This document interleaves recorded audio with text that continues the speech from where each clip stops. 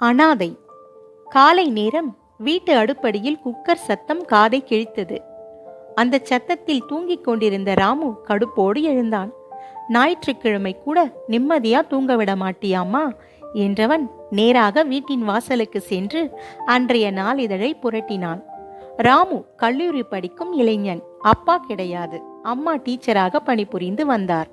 ராமுவை படிக்க வைக்கின்றார். ராமு அம்மா கொடுக்கும் செல்லத்தில் உலகையே தன் காலடியில் போட்டு நசுக்கும் அளவிற்கு மன வலிமை படைத்தவன். ராமுவிற்கு நண்பர்கள் பட்டாளம் அதிகம். ராமுவின் நண்பர்கள் அனைவரும் ஞாயிற்றுக்கிழமையானால் ராமுவின் வீட்டிலேயே தஞ்சம் புகுவர். காரணம், ராமுவிடம்தான் பிளே ஸ்டேஷன் PS3 கேம் விளையாடும் கருவி உள்ளது. ராமுவின் அம்மாவும் ராமுவின் நண்பர்களை தன் சொந்த பிள்ளைகளாகவே பார்த்தார். அனைவரிடத்தும் ஒரே விதமாகத்தான் நடந்து கொள்வார். அதனாலேயே அனைவருக்கும் ராமுவின் வீட்டிற்கு வர பிடிக்கும். அன்றும் அவ்வாறே அனைவரும் வீட்டிற்கு வந்தார்கள். அனைவருக்காகவும் சேர்த்துத்தான் உணவு சமைக்கப்பட்டது. அன்று ராமுவின் வீட்டில் பொங்கல். பொங்கல் என்றால் ராமுவின் நண்பன் திலீப்பிற்கு ரொம்ப பிடிக்கும். ஒவ்வொரு வாரமும் ஒவ்வொருத்தருக்கு பிடித்தமான உணவு. ராமு அன்று வழக்கம் போல செய்தித்தாளை புரட்டியபடியே டீ குடித்துவிட்டு குளிக்கச் சென்றான். எல்லாம் நல்ல விதமாகவே சென்று கொண்டிருந்தது. அவன் குளித்து கொண்டிருக்கும் போதே அவனது நண்பர்கள் சத்தம் கேட்டது. அனைவரும் ராமுவின் வீட்டிற்கு வந்துவிட்டனர். அதனை உணர்ந்த ராமு அவசரமாக குளித்து முடித்துவிட்டு வந்தான். உடை மாற்றிவிட்டு நண்பர்களுடன் சிறிது நேரம் அரட்டையில் ஐக்கியமானான். அரட்டை நடைபெற்று கொண்டிருக்கும் போதே பாட்டு, போட்டி, நடனம் என வீடே களை கட்டியது. 10 மணி ஆனது. ராமுவின் அம்மா அனைவருக்கும் உணவு கொண்டு வர அடுப்படியில் சென்று குக்கரின் மூடியினை திறந்தார். வெப்ப அழுத்தம் அதிகமானதால் வெற்றிட காற்று உள்ளே சென்றதும் குக்கரின் மூடி எதிர் திசையில் தூக்கி வீசப்பட்டது.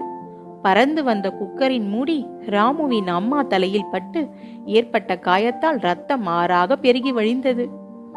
அடுப்படியில் அம்மா அலறிய சத்தம் கேட்டு மகிழ்ச்சியில் திளைத்திருந்த நண்பர்கள் அனைவரும் ஓடிச் சென்று பார்க்க அம்மா மயங்கிய நிலையில் இரத்த வெள்ளத்தில் மிதந்தார். அதனை கண்ட ராமு தூணினை பிடித்து கொண்டு அதிர்ச்சியில் அங்கேயே நிலை தடுமாறி கீழே அமர்ந்தான். மற்ற நண்பர்கள் அனைவரும் அம்மாவை தூக்கி ஹாலில் படுக்க வைத்துவிட்டு நண்பன் சுரேஷின் வீட்டிற்கு ஓடினர். சுரேஷின் அப்பா ஒரு ஆம்புலன்ஸ் டிரைவர். அவரை அழைத்து வந்து மருத்துவமனைக்கு அம்மாவை ஏற்றிக்கொண்டு விரைந்தனர். ராமுவும் உடன் சென்றான். மருத்துவர்கள் பார்த்துவிட்டு, ஏற்கனவே 2 டைம் ஹார்ட் அட்டாக் வந்திருக்கு. அதனால குக்கர் மூடி தலையில பட்ட அதிர்ச்சியில இதயம் தன்னோட ஃபங்க்ஷனை ஸ்டாப் பண்ணிடுச்சு. ஐ எம் சோ சாரி, எங்களால் காப்பாற்ற முடியல, இறந்துட்டாங்க என்று கூறிவிட்டனர். இதனை கேட்ட அனைவருக்கும் அதிர்ச்சி. ராமு இடி விழுந்தது போல அடங்கி போனான். அவனுக்கென்று இருந்த ஒரே உறவு அவனது அம்மா மட்டுமே. இனி அவரும் இல்லை. ராமு வாழ்க்கையே வெறுத்தான். இருப்பினும் தனக்கென நண்பர்கள் இருக்கிறார்கள் என வாழ்க்கையை தொடர்ந்தான். அம்மா இறந்து சில நாட்கள் ஓடின. ராமு நண்பர்களின் உதவியோடு பழைய நிலைக்கு திரும்பினான். ராமுவின் வாழ்க்கை சாதாரணமாக கடந்து போனது. கல்லூரி படிப்பினை முடித்தான். ராமு முடித்த கையோடு மாதம் 15,000 சம்பளத்தில் நல்லதொரு வேலையில் சேர்ந்தான். வேலைக்கு போனதும் ராமுவும் அவனது நண்பர்களும் ஞாயிற்றுக்கிழமை ராமுவின் வீட்டிற்கு செல்வது நின்றபாடில்லை. வார வாரம் ராமுவின் வீட்டில் அம்மா புகைப்படத்திற்கு முன்பு அனைவரும் ஆஜராகி விடுவர். திலீப் தான் அம்மாவின் புகைப்படத்திற்கு பொட்டு வைத்து பூ மாற்றி வழிபடுவான். அவனது பாசம் கண்டு ராமுவே ஆச்சரியப்படுவான். அவ்வளவு பாசமாக இருந்தான் திலீப். திலீப்பிற்கு பெண்கள் என்றால் இஷ்டம். நட்பு பாராட்டி பழக அவனுக்கு மிகவும் பிடிக்கும். அப்படி ஒரு நாள் ஒரு பெண்ணிடம் பேசிக் கொண்டிருந்த போது அந்த பெண்ணிற்கும் திலீப்பிற்கும் இடையே வாக்குவாதம் ஏற்பட்டது. இருவரும் கண்டபடி ஒருவருக்கொருவர் திட்டிக் கொண்டிருந்தனர். இருவருக்கும் வாக்குவாதம் முற்றி பெரும் சண்டையாக உருவெடுத்தது. ஒரு பெண்ணிடம் சண்டை போடுவதை கண்ட ஜனங்கள் அனைவரும் திலீப்பை கூட்டாக சேர்ந்து அடித்து அங்கிருந்து விரட்டினர். ராமு பல முறை பெண்களிடம் திலீப் நெருங்கி பழகுவதை நாசூக்காக கண்டித்துள்ளான். அன்று அடிவாங்கி வந்த திலீப்பை கண்ட ராமுவிற்கு கோபம் தலைக்கேறியது. தன்னோட அம்மாவை அவனது அம்மா போல நினைப்பவனுக்கு இப்படி ஒரு நிலை என வருந்தினான். இருப்பினும் வருத்தத்தை வெளிக்காட்டாது அவனிடம் கடிந்து பேசினான். திலீப்பிற்கு ராமு கூறும் அறிவுரைகள் எதுவும் பிடிக்காது. ராமுவிற்கும் திலீப்பிற்கும் இடையே வாக்குவாதங்கள் ஏற்பட்டு மனக்கசப்புகளாக மாறியது. மற்ற நண்பர்கள் அனைவரும் இருவரையும் சமாதானப்படுத்தி வைத்தனர். இருந்தாலும் திலீப் மனதிற்குள் சிறிது வருத்தம் தேங்கியிருந்தது. சிறிது காலம் ஓடியது. மீண்டும் ஒரு முறை அதே பெண்ணிடம் வாக்குவாதத்தில் ஈடுபட்டான். இதனை கண்ட நண்பர்கள் நேராக திலீப்பை ராமுவின் வீட்டிற்கு அழைத்து சென்றனர். ராமு மீண்டும் திலீப்பை தீட்டினான். பேச்சுவார்த்தை மீண்டும் வாக்குவாதமாக மாறியது. நண்பர்கள் அனைவரும் திலீப்பை திட்ட திலீப் பொறுமையின் உச்சத்திற்கே சென்றான்.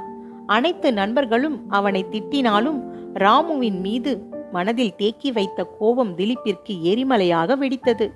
திலீப் ராமுவை தாக்கினான். அனைவரும் திலீப்பை தடுக்க திடீரென யாரும் எதிர்பாராத விதமாக ஆத்தா அப்பனை பலி கொடுத்துட்டு நிற்கிற அனாத நாய் நீ எனக்கு அறிவுரை சொல்றியா என கேட்டுவிட்டான். அதனை கேட்ட அனைவரும் அதிர்ச்சியில் உறைந்தனர். அனைவரையும் தனது பிள்ளையாக நினைத்து அன்பு காட்டிய ஒரு உன்னத உயிரை இப்படி அசிங்கப்படுத்தி விட்டானே என அனைவரும் அவனை கண்டு அதிர்ச்சியில் உறைந்தனர். திலீப் கூறிவிட்டு எந்தவித மன கஷ்டமும் இன்றி அங்கிருந்து சென்றான். ராமு நிலை குலைந்து போனான். நண்பர்களே உலகமென இருந்தான். ஆனால் அந்த நண்பனே தன்னை அனாதை என்று கூறிவிட்டதை எண்ணி மிகவும் வருத்தப்பட்டான். வரும் வாரங்களில் நண்பர்களின் வரத்து குறைந்தது. அனைவரும் மன வருத்தத்தில் ராமுவின் முகத்தில் முழிப்பதை தவிர்த்தனர். ராமு சிறிது காலம் கழித்து தனது வீட்டை வாடகைக்கு விட்டுவிட்டு நகரத்தில் தனி குடியிருப்பில் குடியேறினான். வருடங்கள் ஓடியது. ராமு மீண்டும் தனது வீட்டை காண வந்தான். ராமு வந்திருப்பதை அறிந்த நண்பர்கள் அனைவரும் அவனை காண வீட்டிற்கு வந்தனர், திலீப்பை தவிர. மீண்டும் வீட்டிற்குள் நண்பர்களின் சப்தம். தன் அம்மாவே வீட்டிற்குள் இருப்பதாக உணர்ந்தான். பிறகு ராமு மீண்டும் நகரத்திற்கு கிளம்பினான். பஸ் ஸ்டாப்பில் நண்பர்களுடன் பஸ்ஸுக்காக காத்திருந்தான். அந்நேரம் கடை வீதியில் நடந்து சென்றான் திலீப். அனைவரும் திலீப்பை சகட்டு மேனிக்கு திட்டினர். பலர் அவனை அனாதை என்றே கூறினர். ராமுவிற்கு ஒன்றும் விளங்கவில்லை. நண்பர்களிடம் என்ன ஆனது என கேட்டான். அப்போது நண்பன் சாகுல் கூறினான், நீ போனதுக்கு அப்புறம் எல்லாமே மாறிடுச்சு. இவன் போக்கே சரியில்லாம போயிடுச்சு. பொம்பளை வழியில போயிட்டான்டா. அதுக்காக ஊர் முழுக்க கடன் வாங்கிட்டான். திருட்டு ராஸ்கல். அவங்க வீட்டு பத்திரத்தையும் கூட அப்பா அம்மாவுக்கு தெரியாம அடமானம் வச்சு பொம்பளை வழியில செலவு பண்ணிட்டான். கடன்காரனுங்க வீட்டுக்கு வந்து கேட்க ஆரம்பிச்சிட்டானுங்க. அவமானம் தாங்காம 2 பேரும் தூக்குல தொங்கிட்டாங்கடா. அண்ணன் காரணம் தம்பியே இல்லைன்னு சொல்லி அடிச்சு துரத்திட்டான். இப்படிப்பட்ட ஒரு கேடு கெட்ட ஜென்மத்தோட நாங்களும் சேர்வது இல்ல. நிறுத்திட்டோம்டா. காசு இல்ல, அம்மா அப்பா இல்ல, அண்ணன் இல்ல. காசு கொடுத்து ஒருத்திய வச்சிருந்தானே அவளும் இல்ல, விட்டுட்டு ஓடிட்டா. கொஞ்ச நாள்லேயே பைத்தியமாகிட்டான்டா. இப்போ நடந்து போறது நம்ம திலீப்பே இல்லடா, பைத்தியம்டா அவன். பிச்சை எடுத்து சாப்பிட்டுக்கிட்டு இருக்கான்டா.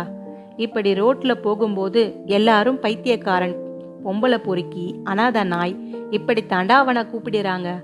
அவன் உன்னை ஒரு தடவை தாண்டா அனாதைன்னு சொன்னான். ஆனா அவன் தினம் தினம் அந்த வார்த்தையை கேட்டுக்கிட்டு இருக்கான்டா. யாருடா அனாதை? அம்மா அப்பா போயிட்டா அனாதையா? இல்லடா. எவன் ஒருத்தன் நல்ல நண்பனை இழக்கிறானோ அவன்தான் உண்மையாவே அனாதை. இப்ப அந்த நாய் அனாதையா நிக்குதுடா. எங்களுக்கு மனசே கேட்கலடா. உன்னை அனாதைன்னு சொல்லி ஊரை விட்டே துரத்தினவன் இப்ப அனாதையா எங்க போறதுன்னு தெரியாம இந்த ஊரையே பைத்தியமா சுத்திக்கிட்டு இருக்கான்டா. இதை கேட்ட ராமு கண்கள் கலங்கின. நண்பர்கள் அனைவரும் அழுதனர். ராமு நேராக சென்று திலீப்பை தன்னுடன் அழைத்து வந்தான். திலீப் திமிரிக்கொண்டு வந்தான். அவனை தன்னோடு கூட்டிக் கொண்டு செல்வதாக கூறினான். அனைத்து நண்பர்களும் ராமுவை திட்டினர், வேண்டாம் என தடுத்தனர். அவன் கேட்கவில்லை. அவனை தன்னோடு அழைத்து சென்று மனநிலை மருத்துவமனையில் சேர்த்து மருத்துவம் பார்த்து அவனுக்காகவும் தனக்காகவும் தனது வாழ்க்கையை அமைத்து கொண்டான். யார் அனாதை? தாய் தந்தை இழப்பவரா? கண்டிப்பாக இல்லை. எவன் ஒருவன் தன்னை சுற்றியுள்ள நன்மைகளை விடுத்து தீமையின் பக்கம் செல்கிறானோ அவனே அனாதை. எவன் ஒருவன் தனது நட்பு வட்டாரத்தை இழக்கிறானோ அவனே அனாதை. யாரையும் அனாதை என்று கூறிவிடாதீர். வருங்காலம் மிகவும் கொடியது. காலம் உங்களையும் அந்த நிலையில் தள்ளி சிரித்து விளையாடும். அனைவரிடமும் அன்பு பாராட்டுங்கள். அன்பிருக்கும் இடத்தில் அனாதை என்ற பேச்சுக்கே இடமில்லை. நன்றி.